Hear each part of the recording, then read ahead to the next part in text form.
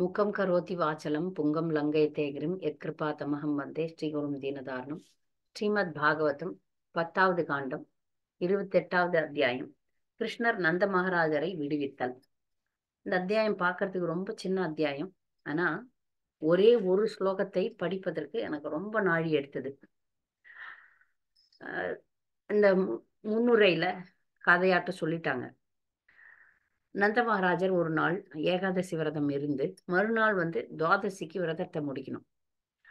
அந்த துவாதசி நேரம் குறைச்சலா இருந்தது, முடிக்கின்ற நேரம். அதனால அவர் அசுப வேலைன்னா இன்னும் விடியறதுக்கு கொஞ்ச நாள் விடியணும், அப்பதான் நம்ம போய் நதியில நீராடலாம்.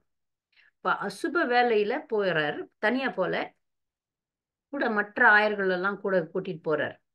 அவர் போய் நீராடுறதுக்காக அவங்க பாடி கார்டு மாதிரி நிக்கிறாங்க கரையில. இவர் நீராடுறாரு, ஆளை காணும். அப்ப அவருடைய செயல் சாஸ்திர ரீதியா சரி.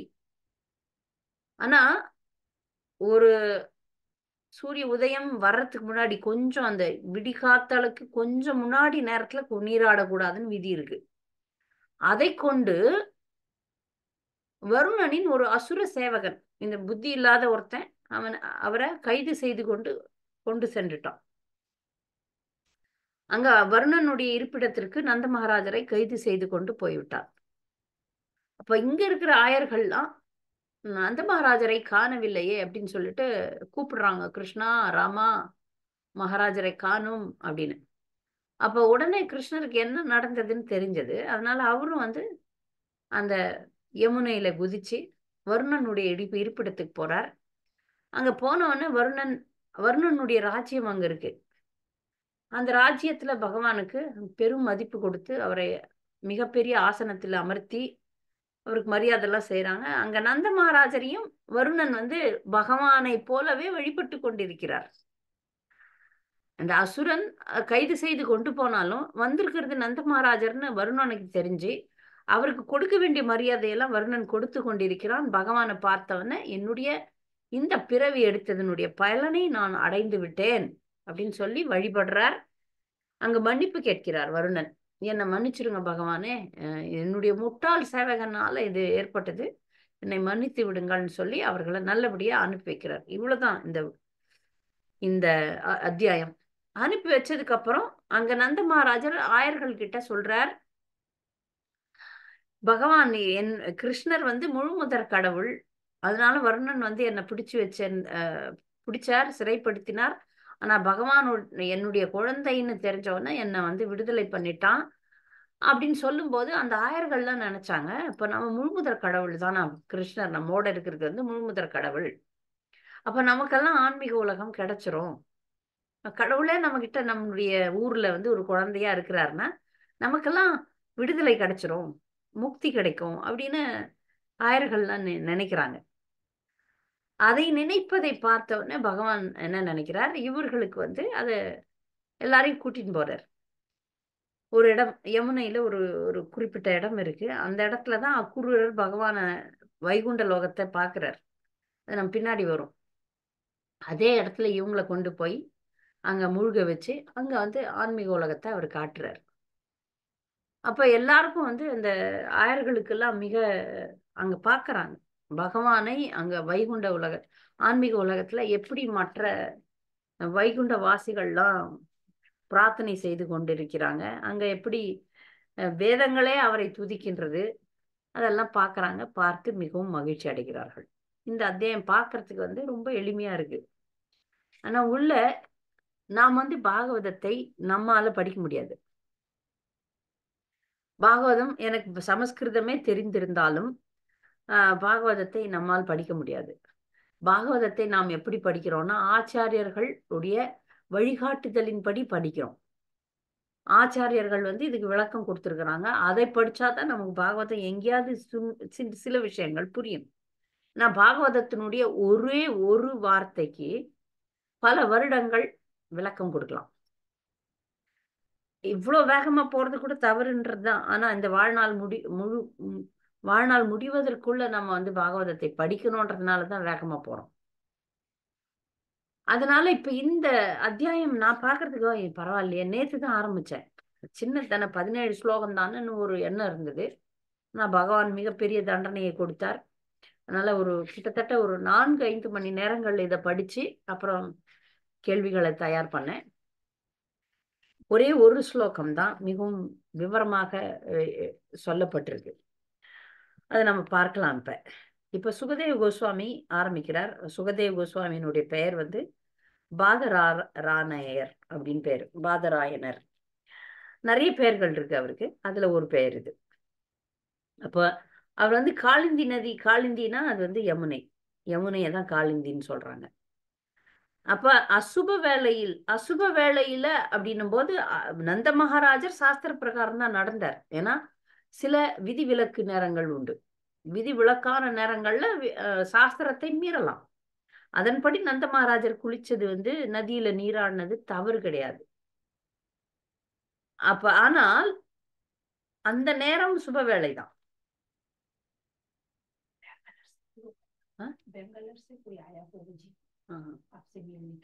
बोलना क्लास है 1 घंटा के बाद।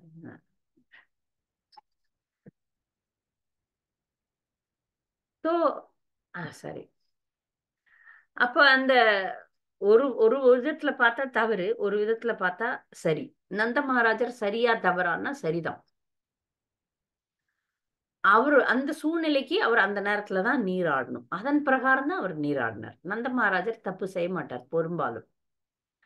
ஆனால் சாஸ்திர கணக்குப்படி அது அசுப வேலைதான். அப்ப அந்த அசுரன் வந்து முட்டாள்தனமா அவரை கைது செய்தான். ஆனால் இந்த லீலைக்கான காரணம் என்னன்னா, வருணனுக்கு பகவான் வந்து அருள் புரிய நினைச்சார். பகவானுடைய அப்பாவை யாரும் தொட முடியாது. பகவானுடைய அப்பாவை யாரும் தொட முடியாது. அப்ப இங்க தொட்டுட்டான்னா அதுக்கு பகவானுடைய ஏற்பாடும் இருக்கு. என்ன ஏற்பாடுன்னா, வருணன் வந்து பகவானுடைய பக்தன், அவருக்கு அருள் பாவிக்கணும். அதுக்காக பகவான் அங்க போகணும். அதுக்காக இது எல்லாமே இந்த லீலையை நடத்துபவர் கிருஷ்ணர். அதனால பல அனுபவங்களை பக்தர்களுக்கு கொடுக்கணும் அப்படின்றது அவருடைய எண்ணம். அதனால அந்த அனுபவத்தை கொடுக்கிறார். அப்ப இங்க பக்தர்கள்லாம் கூப்பிடுறாங்க, ஆயர்கள்லாம் கூப்பிடுறாங்க, நந்த மகாராஜரை காணோம் அப்படின்ட்டு. அப்ப அந்த உடனே பகவான் அங்க போறார். அங்க போன உடனே அந்த நதியில, காளிந்தி நதியில உள்ள போறார். உள்ள போயிட்டு வருணன், அவருக்கு தெரியும் என்ன நடக்குதுன்னு, வருணனிடம் போகிறார். வருணனிடம் போன உடனே வருணன் ரொம்ப சந்தோஷம் அடைகிறார், மகிழ்ச்சி அடைகிறார். பகவானே, என்னுடைய ஜென்மமே உங்களை தரிசிக்கிறதுக்கு தானே இருக்கு, நீங்க வந்துட்டீங்க. உங்களுடைய தந்தைய வந்து தவறுதலாக மூர்கேனன்னு சொல்றாரு, என்னுடைய முட்டாள் சேவகன் கைது பண்ணிட்டான், மன்னிச்சிருங்க. உடனடியாக மன்னிப்பு கேட்கிறார். உங்களுடைய தாமரை திருவடிகளை ஏற்றுக்கொண்டவர்களால் மட்டுமே உலகியல் வாழ்க்கை பாதையினை கடந்து செல்ல முடியும். உங்க பாதத்தை தொட்டால் ஒழிய உய்வு கிடையாது பகவானே அப்படின்னு சொல்லிட்டு சொல்றார். இங்க அர்த்த அப்படின்னு ஒரு வார்த்தை வருது. அர்த்த அப்படின்னா வாழ்க்கையின் லட்சியம். வாழ்க்கையின் லட்சியம் என்ன அப்படின்னு பௌதிகவாதிகளை கேட்டீங்கன்னா, 4 கட்டடம் கட்டணும், 4 கார் இருக்கணும், வசதி வாய்ப்புகள் இருக்கணும், இந்த பிசினஸ் பிடிக்கணும், அந்த பிசினஸ் பிடிக்கணும்.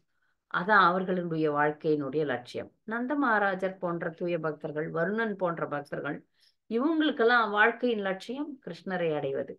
அது நான் அடைஞ்சிட்டேன்னு சந்தோஷப்படுறார். இப்ப இந்த உலகில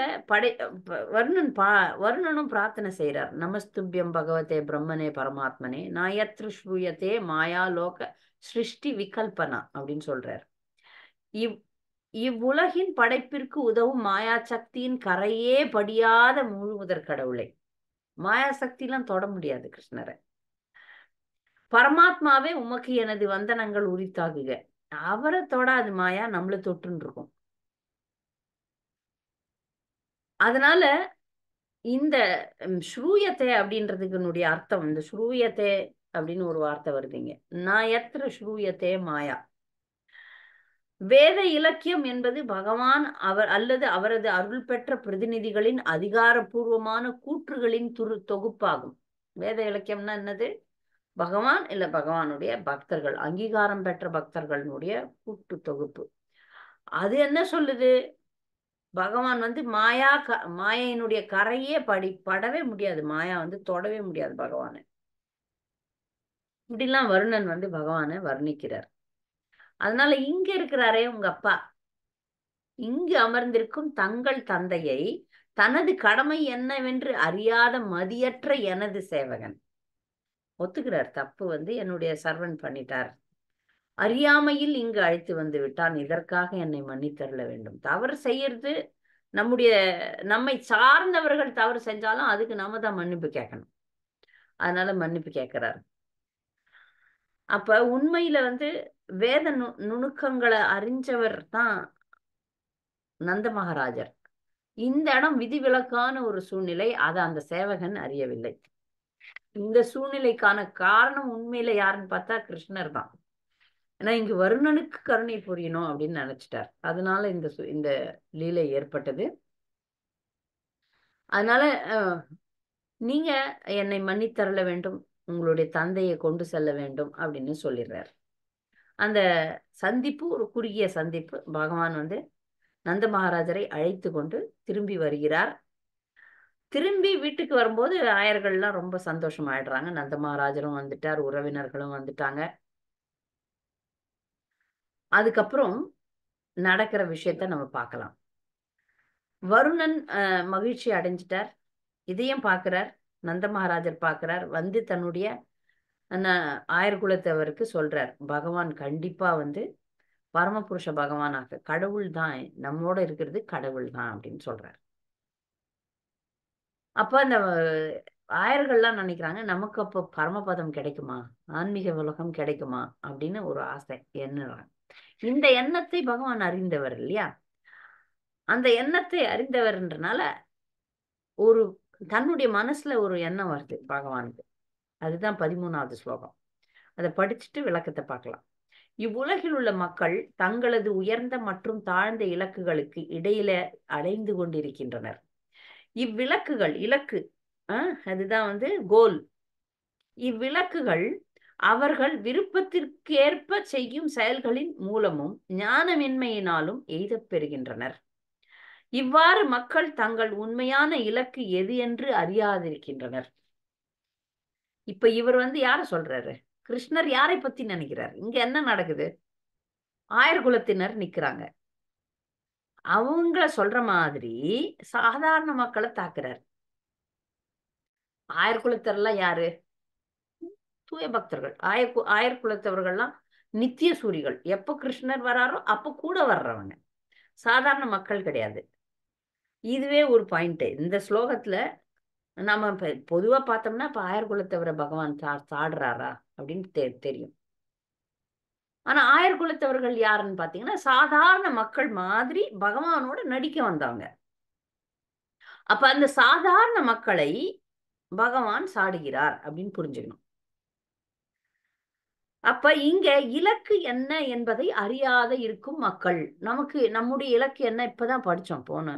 போன அத்தியாயம் பார்க்கும்போது நம்முடைய இலக்கு என்ன அப்படின்னு பாத்தீங்கன்னா, இல்ல யான் போய் இந்திரலோகம் ஆள வேண்டும், என்னுடைய இலக்கு என்ன, வசதியான வாழ்க்கை வேண்டும், துன்பம் இல்லாத வாழ்க்கை வேண்டும், எல்லாம் ஆயுளும் ஆரோக்கியமும். நாம எல்லாம் பர்த்டே விஷ் எல்லாம் அடிப்போம். எங்களுக்கு நண்பர்கள் குழுன்னு ஒண்ணு இருக்கும். அந்த குழுல எனக்கு ரொம்ப எம்பராசிங்கா இருக்கும். ஒரு பக்தரா இருந்துகிட்டு வாழ்க பல்லாண்டு அப்படிலாம் எழுதும்போது எனக்கு வந்து பிடிக்காது. வேற வழி இல்லையே, இப்பெல்லாம் சொன்னா புரியாதே. இங்க பல்லாண்டு வாழ முடியுமா? நமக்கு உண்மை தெரியும், இந்த உண்மையை அங்க சொல்ல முடியாது. ஆனா இதெல்லாம் சம்பிரதாய வழக்கம், நம்முடைய கல்ச்சர், கலாச்சாரம். நீ வாழ மாட்ட அப்படின்ட்டு ஒரு பக்தர் இதை சொல்லும் போது எனக்கு ஒரு நினைவு வருது. ஒரு பிரம்மச்சாரி பக்தர் ஒரு கிரகப்பிரவேசத்துக்கு கூப்பிட்டுருந்தாங்க அவரை. கிரகப்பிரவேசம் பண்றது ஒரு அபக்தர். ஏன்னா அபக்தர்களுக்கு எல்லாம் என்னன்னா வீட்டுல கூப்பிட்டு கீர்த்தன் வைக்கணும், பிரசாதம் போடணும், அப்ப நம்ம இன்னும் நல்லா இருப்போம் அப்படின்னு நினைப்பாங்க. பக்தர்களே அப்படித்தான் நினைக்கிறோம், நம்ம நல்லா இருக்கலாம், அதனால பக்தர்களை கூப்பிட்டு கூப்பிட்டு கூப்பிட்டு பிரசாதம் போடுறது இதெல்லாம் பண்றோம். ஏன்னா அது ஒரு கர்ம காண்டம் மாதிரி, அதனால நம்ம நல்லா இருப்போம் அப்படின்ட்டு ஒரு உள்ள எண்ணம். அப்ப அந்த கிரகப்பிரவேசம் செய்த பணக்காரர் லெக்சருக்கு ஏற்பாடு பண்ணி வச்சார். அப்ப அந்த லெக்சர் கொடுக்க போன பிரம்மச்சாரி வந்து அப்படியே தீவிர பக்தர், உண்மையை அப்படியே சொல்றவர், போட்டு உடைப்பவர். அது பக்தர்கள் சபை இல்ல, இந்த வீடெல்லாம் கட்டுறோம், இன்னைக்கு இல்ல நாளைக்கு இஞ்சிதான் போகுது, இந்த உலகத்துல எல்லாமே நிரந்தரம் இல்லாத விஷயம் அப்படிலாம் சொன்னவொடனே அவருக்கு புரியாதே. அந்த வீட்டுக்கு கிரகப்பிரவேசம் பண்ணவருக்கு புரியுமா? புரியாது. பாவம் மனசு உடைஞ்சு போயிட்டாங்க. அது போல நானும் இந்த நண்பர்கள் குழுலலாம் பிறந்த நாள் வாழ்த்துக்கள், அந்த வாழ்த்து, இந்த வாழ்த்து எல்லாம் சொல்லும்போது எனக்கு பிடிக்காது. ஆனா அதுதான் அங்க இருக்கும்போது அவங்களுக்கு வந்து புரியாது இல்லையா? நல்ல வாழ்க பல்லாண்டு, ஆரோக்கியம் இருக்கட்டும், ஐஸ்வர்யம் இருக்கட்டும் அப்படிலாம் சொல்றோம். யாருன்னா கால்ல விழுந்தா கூட அப்படிதான் பல்லாண்டு வாழுங்க, நல்லா வாழுங்க அப்படிலாம் சொல்றோம். ஆனா உண்மை என்னவெனில், இந்த பௌதிக உலகத்துல நல்லா வாழ முடியாது. ஏதாவது துன்பம் வரத்தான் போகுது. எந்த துன்பமும் எனக்கு வராது அப்படின்னு யாருமே சொல்ல முடியாது. எல்லாருக்குமே தெரியும். பிறப்பு, இறப்பு, நோய், முதுமை கம்பல்சரி. இதுலலாம் யாருமே எஸ்கேப் ஆக முடியாது. விடுதலை பெற முடியாது. கிருஷ்ணர் அதனால சொல்றாரு, இந்த இலக்கே என்னன்னு தெரியாம மக்கள் அறியாமையில இருக்கிறாங்களே அப்படின்ட்டு. அப்ப அந்த விஷயத்தை இப்ப பகவான் வந்து ஒரு மாதிரி பேசுறாரு இல்லையா? கிரிட்டிசைஸ் பண்றாரு. அதுக்கு விளக்கத்தை ஜீவ கோஸ்வாமி பெருசா கொடுக்குறாரு. நீங்க அதை எப்படி படிக்க போறீங்கன்னு தெரியல. 2, 3 வாட்டி படிச்சாதான் புரியும். இந்த பொருளுரை மட்டும் ஒரு 3 வாட்டி 4 வாட்டி படிச்சீங்கன்னா தான் புரிய போகுது. அதனால நீங்க படிச்சு தெரிஞ்சுக்குங்க. இப்ப நித்தியமா விடுதலை பெற்ற இந்த பிருந்தாவன வாசிகளுக்கு இது எப்படி பொருந்தும் அப்படின்னு கேள்வி வருது. அந்த கேள்விக்கு பதில் நான் முதல்லயே சொல்லிட்டேன். இந்த பிருந்தாவன வாசிகள் நித்திய சூரிகள், எப்போதும் கிருஷ்ணரோட இருப்பாங்க. இப்போ ஒரு நாடகம் மாதிரி நடிக்கிறாங்க. அவங்க ஒரு சாதாரண மக்கள் ஆட்டம் இருக்கிறாங்க. அப்ப சாதாரண மக்களை தாக்குற மாதிரி பகவான் தாக்குறார். அவ்வளவுதான். அப்ப இந்த உலகத்துல அதுக்கு விளக்கம் இன்னும் நல்லா கொடுக்கிறார் ஜீவ கோஸ்வாமி. ஜீவ கோஸ்வாமி என்ன சொல்றாருன்னா, இந்த பாகவதத்தினுடைய அடிப்படை தத்துவம் 2 விஷயத்தை சொன்னாதான் விஷயமே புரியும் நமக்கு. ரெண்டு மாயை இருக்கு. மாயையில 2 மாயை இருக்கு. என்ன மாயை? யோக மாயை, மகா மாயைன்னு. இந்த மகா மாயையில தான் நாம எல்லாம் இருக்கிறோம். பௌதிக உலகத்துல எல்லாருமே எதுல இருக்கிறோம்? மகா மாயையில இருக்கிறோம். நான் இந்த உடல், இந்த உடலுக்கே தான் நான் வாழணும், நான் இங்க சுகமா இருக்கணும், உண்ணுதல், உறங்குதல், இனப்பெருக்கம் செய்தல், சண்டையிடுதல், இதுதான் வாழ்க்கை அப்படின்னு நினைக்கிறோம் பாரு. வாழ்ந்துட்டு இருக்கோம்ல, அதுதான் மகாமாயை. இந்த பௌதிக உலகம் நம்மள வந்து நம்முடைய குழந்தை, குட்டி, சொந்த பந்தம், நான் இந்த வீட்டினுடைய சொந்தக்காரன், இந்த ராஜ்யத்தினுடைய அரசன், இப்படிலாம் ஒரு அடையாளங்களோட வாழ்ந்து கொண்டிருக்கிறோமே, அதுதான் மகாமாயை. யோக மாயைன்றது என்னன்னா, பக்தர்கள் மேல செலுத்தப்படக்கூடிய விஷயம்தான் யோக மாயை. பக்தர்கள்லாம் இருக்கிறாங்க பாருங்க, இந்த ஆயர் குலத்தவர், விரஜவாசிகள், அவங்க எல்லாம் என்ன மாயையில இருக்கிறாங்கன்னா, இவர் கடவுள். யாரு கடவுள்? முழுமுதற் கடவுள் கிருஷ்ணர். அவருக்கு கடவுள் இல்லை, என்னுடைய குழந்தை. அவர் கடவுள் அல்ல, என்னுடைய காதலன். அவர் கடவுள் அல்ல, என்னுடைய நண்பன். இந்த இடைச்சிறுவர்கள்லாம் கிருஷ்ணருடைய தோல் மேல ஏறி உக்காந்துன்னு உப்பு குட்டி ஓடுவாங்க. கிருஷ்ணர் அடிப்பாங்க. கிருஷ்ணர் தோத்துட்டார்னா, அந்த விளையாட்டுல தோல்வி உற்றால் அவர் வந்து கிருஷ்ணர் மற்றவர்களை தூக்கிட்டு போகணும். இதெல்லாம் பாக்குறோம். அப்ப அவர்கள்லாம் என்ன நினைக்கிறாங்க? கிருஷ்ணன் கடவுள் இல்லை. அதுதான் யோகமாயை. கிருஷ்ணர் கடவுள் இல்லை, எங்களுடைய நண்பன், எங்களுடைய அன்பன் அப்படின்னு பாக்குறாங்க. அப்ப இதுதான் வந்து கிருஷ்ணருக்கு 2 விஷயங்கள் கிருஷ்ணரை பற்றி நாம் பார்க்கும்போது, ஒன்று 2ஆம் தரம் தான். கிருஷ்ணர் கடவுள் என்பது 2வது விஷயம். முதல் விஷயம் கிருஷ்ணர் நண்பன், அன்பன். கிருஷ்ணன் அழகானவன், கிருஷ்ணன் கிருஷ்ணர் என்றால் கவர்பவர்னு அர்த்தம். இதெல்லாம் முதல் தரம். 2வது நிலை தான் வந்து அவர் கடவுள்ன்றது. அப்ப சாமானியமானவர்கள்லாம் அவரை கடவுளா பாக்குறாங்க. பக்தர்கள்லாம் அவரை சொந்தமா பாக்குறாங்க. இதுக்கு ஒரு உதாரணத்தை இங்க சொல்றாங்க. பொருளுரையில உதாரணம் பக்தர்கள் கொடுக்குறாங்க. என்ன உதாரணம் அப்படின்னா, ஒரு போலீஸ்காரன் இருக்கிறான்.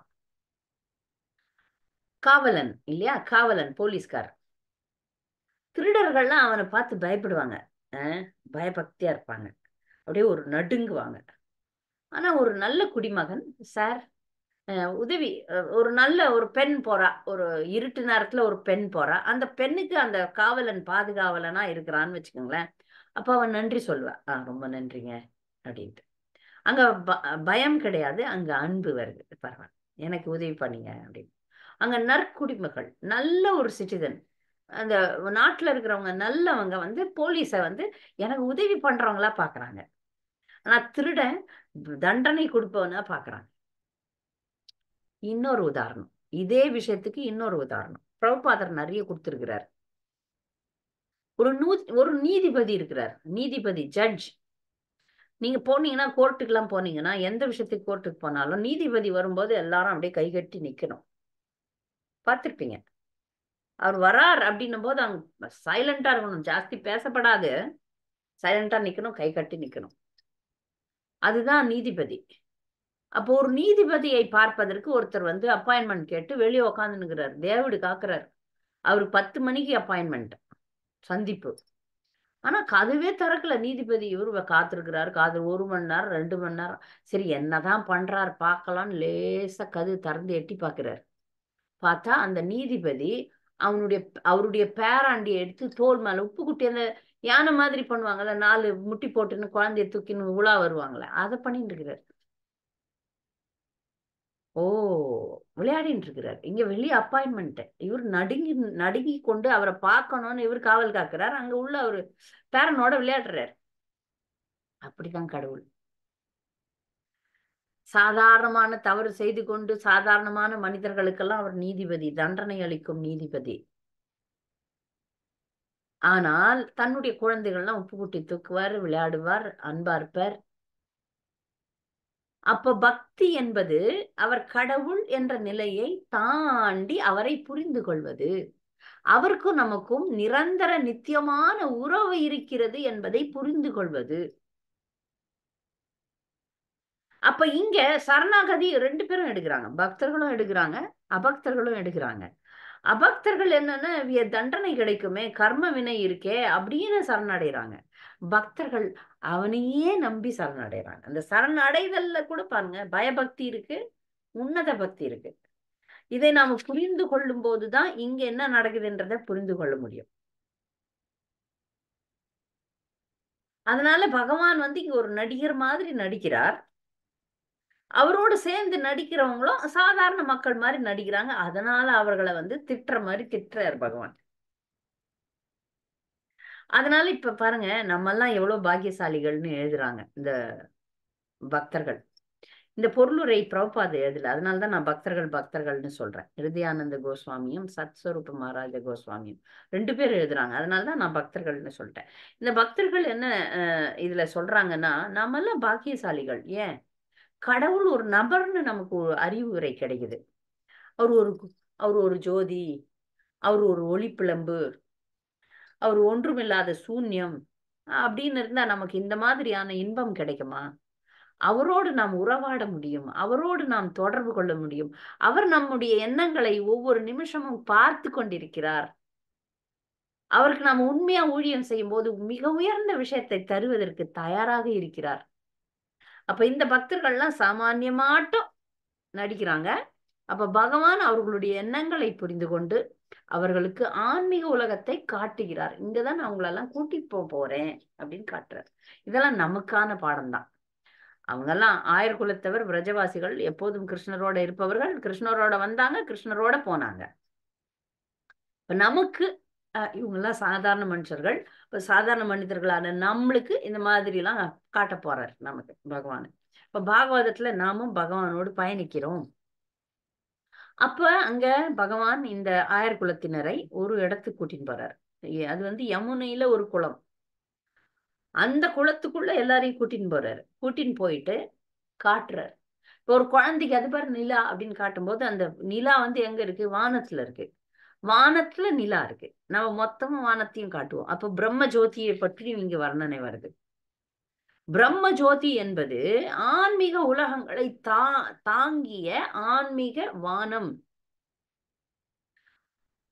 அந்த வானத்துல ஆன்மீக உலகம் இருக்கு. அந்த ஆன்மீக உலகத்துக்கு தான் நான் உங்களெல்லாம் கூட்டிட்டு போறேன், என்னோட தான் நீங்க இருப்பீங்க அப்படின்றத காட்டுறார் பகவான். காட்டுறார். அதை பார்த்த உடனே ஆயர்களுக்கெல்லாம் மிக உன்னதமா இருக்கு சந்தோஷம். இத வந்து இந்த இடம் வந்து அக்ரூரருக்கு பின்னாடி காட்ட போற இடம் தான் இங்க இருக்கு. இது எப்படி முன்னாடியே இவங்க சொல்றாங்கன்னா, சுகதேவ கோஸ்வாமி பாகவதத்தை முன்னாடியே படிச்சுட்டாருல, பின்னாடி வரப்போறது இங்கேயும் சொல்றார். ஆனா இந்த லீலை எப்போ நடந்து முடிஞ்சதை திரும்ப சொல்றார். அதனால சுகதேவ கோஸ்வாமிக்கு தெரியும் அக்ரூரரோட பகவான் செய்யக்கூடிய லீலையும் இது மாதிரி தான் வரப்போகுது. அந்த இடம் தான் இந்த இடம் அப்படின்னு சொல்லி இந்த அத்தியாயம் முடிகிறது. பக்தர்களுக்கு இந்த இந்த அத்தியாயத்துல ஏதாவது சந்தேகம், கூடுதல் கருத்துக்கள் இருந்தா சொல்லுங்க. இதுல ஸ்லோகம் 14 ஸ்லோகம் நிறைய தவறுகள், மொழிபெயர்ப்புல நிறைய தவறுகள் இருக்கு. அதனாலதான் ஆங்கில புத்தகம் வைத்துக்கொண்டு தான் இந்த புத்தகத்தை நான் படிச்சேன். ஸ்லோகம் 14ல பொருளுரை தவறுதலா எழுதியிருக்காங்க. பொருளுரை அதை நான் உங்களுக்கு டைப் பண்ணி வாட்ஸ்அப்ல அனுப்பிடுறேன். அதை வச்சு புரிஞ்சுக்குங்க. நான் இங்க மொழிபெயர்த்து இருக்கிறேன், அதை நீங்க படிச்சுக்கோங்க. நிறைய மொழிபெயர்ப்புகள்ல தவறுகள் இருக்கு. அதனால ஆங்கிலம் தெரிஞ்ச பக்தர்கள்லாம் ஆங்கிலத்துல படிக்கிறது சிறப்பு. இந்த கேள்விகளுக்கு பதில் நீங்க எழுதும் போதே உங்களுக்கு புரிந்துவிடும். இப்ப ஏதாவது புரியலன்னா கேட்கலாம். ஹரே கிருஷ்ணன்.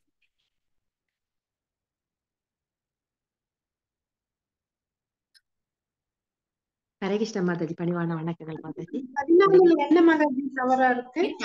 அவங்க கேட்கட்டும், ஒருத்தவங்க கேள்வி கேட்கறாங்க, அவங்க கேட்டு முடிக்கட்டும். நான் உங்களுக்கு ஹரே கிருஷ்ண மாதாஜி. பணிவான வணக்கங்கள் மாதாஜி. இதுல வருணனுக்கு கருணை புரிய வேண்டும் என விரும்பினார்னு சொல்றாங்க தானே? அதாவது அப்படி என்ன தன்னை காட்டுறதா, பாவனை தன்னை வெளிப்படுத்துறதா மாதாஜி அந்த கருணைன்ற அர்த்தம்? அர்த்தம் வர்ணன் ஒரு பக்தர், அந்த பக்தருக்கு போய் அவரை காட்டுறாரு. ஆமா, காட்சி தருகிறார். அவரோட ஒரு சம்பாஷணை நடக்குது இல்ல, ஒரு உரையாடல் நடக்குது. அவருக்கு தெரியும் பிரபஞ்சத்துல நிறைய தேவர்கள் இருக்கிறாங்க.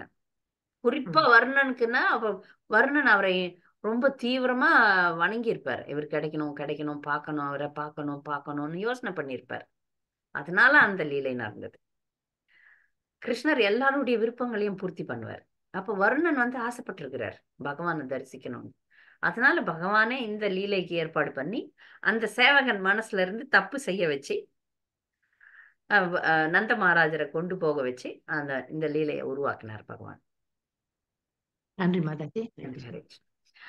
சரஸ்வதி மாதாஜி ஏதோ கேள்வி கேட்டீங்க மாதாஜி. ஸ்லோகம் 14ல பொருளுரையில ஏதோ தப்பா இருக்குன்னு அதை நான் சொல்லுங்க எழுதி அனுப்பிடுறேன். பொருளுரையில 2வது பகுதி நிறைய தவறுகள், மொழிபெயர்ப்பு தவறுகள். அதை நான் டைப் பண்ணி அனுப்புறேன், அதை படிச்சுக்கோங்கன்னு சொல்றேன்.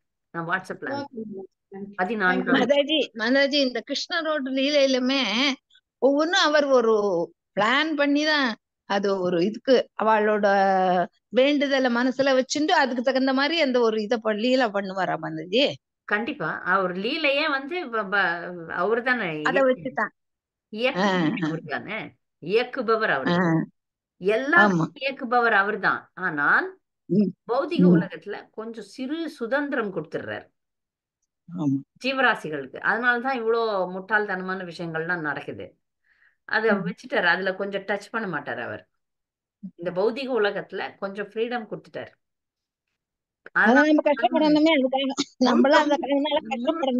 முழுக்க முழுக்க அவருடைய ஏற்பாடு கிடையாது. லீலை எல்லாம் முழுக்க முழுக்க அவருதுதான். லீலை அவருடைய இருந்தா அதுக்கு அவர் என்ன பண்ண முடியும்? ஆமாமா, இல்ல கொஞ்சம் சுதந்திரம் கொடுத்து ஆட விட்டு அதுக்கு நல்லது கெட்டது அப்படியே.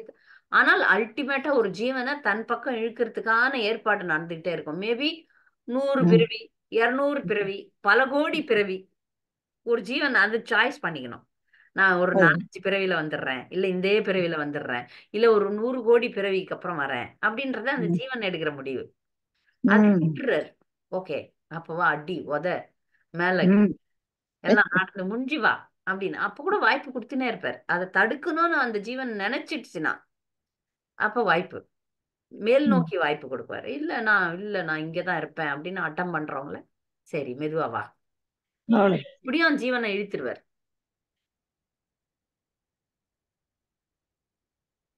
ஹரே கிருஷ்ணா. ஹரே கிருஷ்ணா. ஏதாவது கேள்விகள், பொதுவான கேள்விகள்? நாளைக்கு என்ன மாதாஜி கிளாஸ்? நாளைக்கு முகுந்தமால ஸ்தோத்திரம் 3வது வகுப்பு. 3வதா? சரி, அதான் புக் எடுத்து வச்சுக்கணும். அதுதான் ரொம்ப நாள் நான் அனுப்பிட்டேன் உங்களுக்கு. அந்த வாட்ஸ்அப்ல அனுப்பிச்சிருக்கிறேன் புத்தகத்தை. 2வது ஸ்லோகம் 3வது வகுப்பு. சரி.